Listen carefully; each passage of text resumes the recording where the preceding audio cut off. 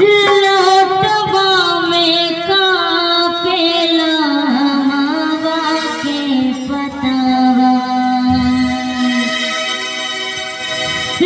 लोटवा में कापेले मावा के पतवा,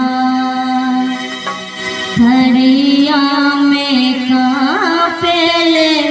लोरी रे अक्षतवा,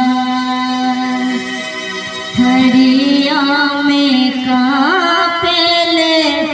लोरी रे अक्षतवा, धिया लेने रोवेले बेटी के बाबू,